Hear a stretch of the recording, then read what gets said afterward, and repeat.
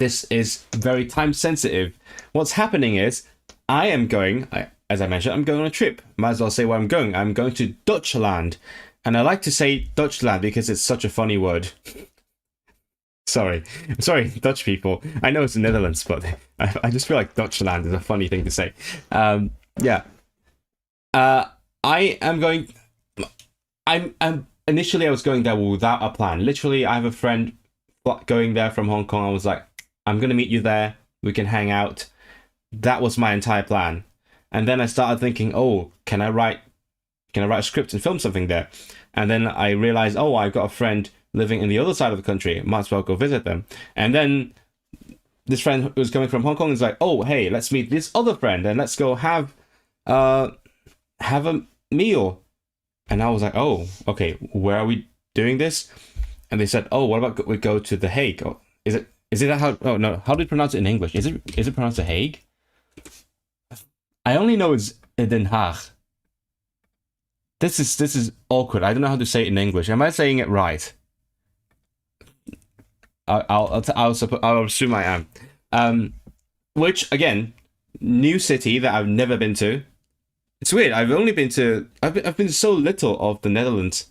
I've been to the Schiphol airport a million times because I keep changing flights there. But I've been to Amsterdam like 2 times tops. Been to Utrecht. Been to Zeist, just next to Utrecht. I think I had a friend there all the way back when I was living in Sweden. That's basically it. I've never been to other parts of the country. So exciting. Going to Den Haag just for a dinner. It's like me going to Liverpool for a concert this Wednesday. Just boop, boop, boop, 1 hour train and there and back. Cool. So, and then the main point is we're going there and we're going to eat at the Uyghur restaurant. And I was like, shit. This has to happen. I need to, like, at the very least, I need to do some. Literally, I've been streaming learning Uyghur. I can't not speak any Uyghur when I'm at the Uyghur restaurant, right? Can you agree, chat, that it has to happen, right? It's not like I even have a choice. I need to do it. And I was like, what if we just filmed it? Like, probably not anything mind-blowing. It's just a meal, but at the same time, I have to do it. Gotta just bring my camera there, mic up all my friends, and then just chill. Because I assume all of them know a tiny bit of Uyghur. My friends are all freaking language nerds. I'm sure they know a bit of Uyghur, probably more than I do as well. I mean, I'm the one actually studying it, learning the structure and everything, but they could probably know more words. Because when I said I started learning Uyghur, everyone was like, "Oh, yakshimu." Yakshi. Everyone just knows the word already. I didn't. So yeah, that's what's gonna happen. I'm going to go there. Also try Uyghur food for the first time. Which is incredible because, again, I'm actually really culturally ignorant. So it's not my first time. Like, I'm discovering the culture as I learn about the language. As I learn the language, it has happened with Hebrew. It has happened with Welsh even. Like, I knew fuck all about Wales before I learned Welsh. I was like, oh, I'm gonna try the language, and then through the language I learned a lot about the history, the country, the culture, and that's sort of what drew me towards it.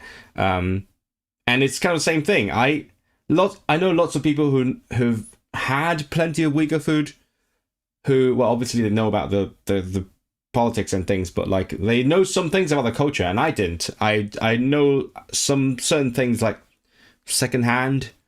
I know a tiny bit like Hui culture, which is slightly different. Well, I mean, not slightly, a bit more than slightly. And I haven't had the food, even though it's kind of like everywhere.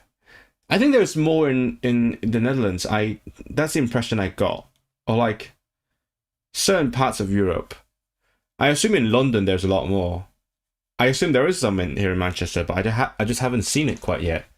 But the point is, I haven't had it, and then I open the textbook. Like, there's quite a bit about food. Oh, this food is this, and that food, and that's how you say it.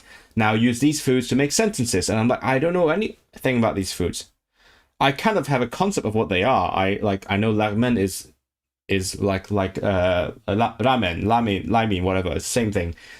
It's a Vandervoort across like Central Asia all the way to Japan. Same word. I know like, well, the textbook told me that polu is pilav, which is I kind of know as well. I learned the word pilav from like recipes, and so I have a vague idea, but like I haven't tried it in their own style yet. So that's kind of the thing. It's exciting.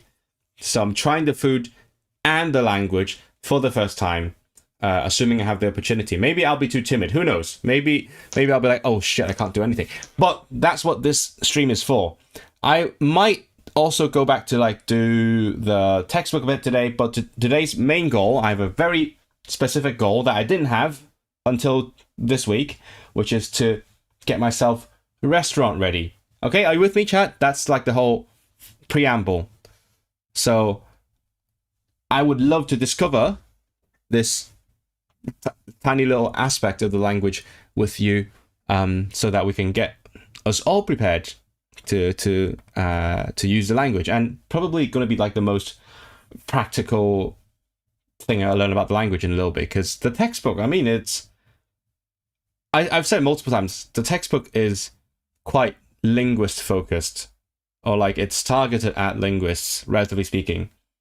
So there is a lot of the structure, the vocabulary, how things work, try conjugating this and that, which is really fun, and I enjoy that. And generally, I learn languages kind of that way. I like to take it slow. I want to learn about the structure.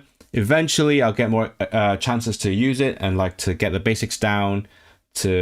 But usually, by the time I learn how to order something, I already know how the language works. So I actually know what I'm saying, rather than just...